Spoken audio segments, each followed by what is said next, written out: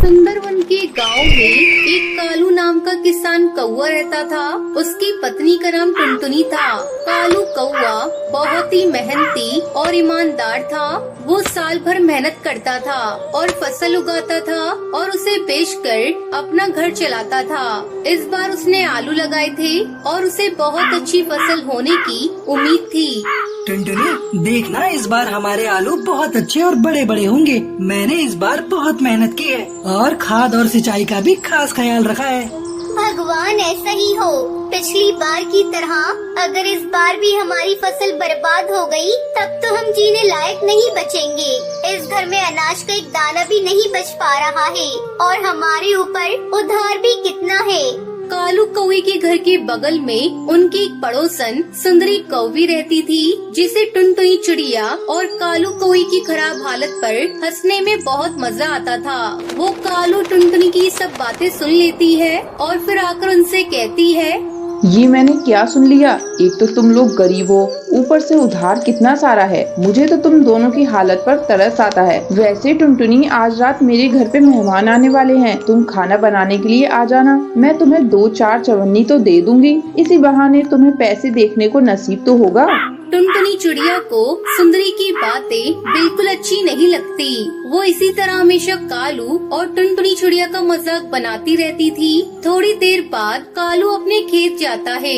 ऊपर से देखने में उसके आलू के पौधे बहुत ही हरे और बड़े लगते हैं। कालू को वो खुश हो जाता है कि इस बार उसके आलू बहुत अच्छे हुए हैं। वो जाकर एक आलू को उखाड़ कर देखता है तो उसमें नीचे कुछ भी नहीं था। उसी तरह वो दूसरा आलू निकालता है तो उसमें भी कुछ नहीं दिखता। कालू को वो परेशान होकर उखाड़े हुए आलू के बगल में बैठ जाता है। अरे, ऐसा कैसे हो सकता है? मैंने तो सब कुछ अच्छे से किया है, पर फिर भी पौधों के नीचे आलू क्यों नहीं हुए हैं? मैं तो बर्बाद हो जाऊंगा। अब मैं क्या करूं? मुझे तो कुछ समझ नहीं आ रहा है। ये सब सोचकर कालू रोने लगता है। जैसे ही उसके आंसू आलू के पौधे पर पड़ते हैं, सभी पौधों में सोने के आलू आ जाते हैं। कालू ये देखकर बहुत ज्यादा हैरान हो जाता है। अरे, ये क्या? इन सब में तो सोने के आलू आ गए। अब तो मेरी सारी समस्या का समाधान हो जाएगा। मैं सारा उधार चुका दूंगा और घर के लिए राशन भी खरीद लूंगा। भगवान तेरा लाख लाख शुक्रिया।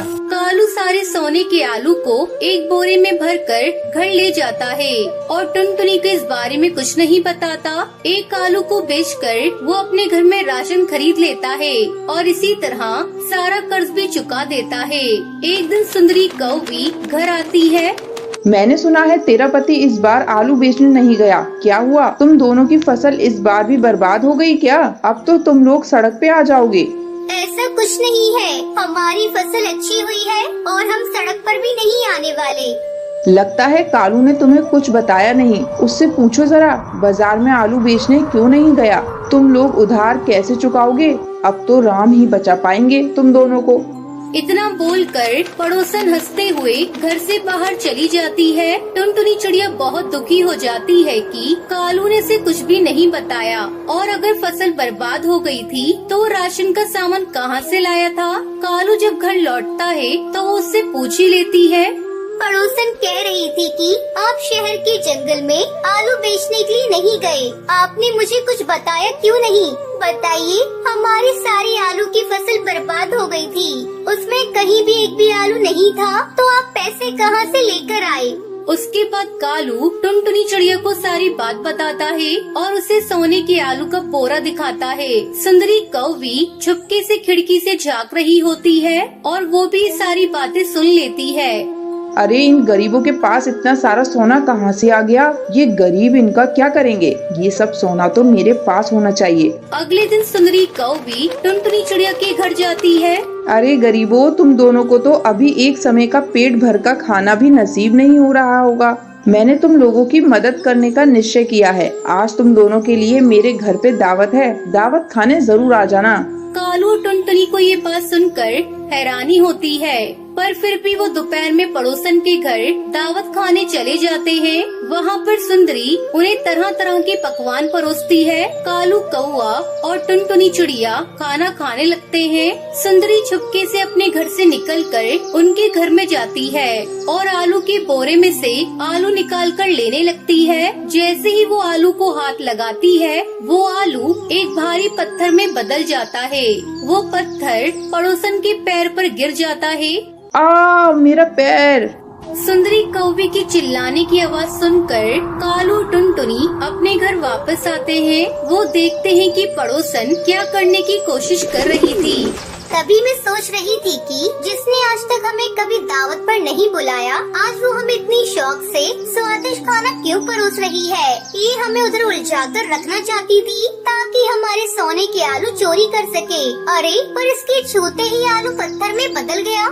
इस सुंदरी ने लालच में आकर हमारे आलू चोरी करने की कोशिश जो की है, इसको जीवन धन दौलत की कोई कमी नहीं है, फिर भी इसे संतोष नहीं है। दूसरों के धन दाने पर इसकी नजर आ जाती है। इसी वजह से ही सोने के आलू पत्थर में बदल गए हैं।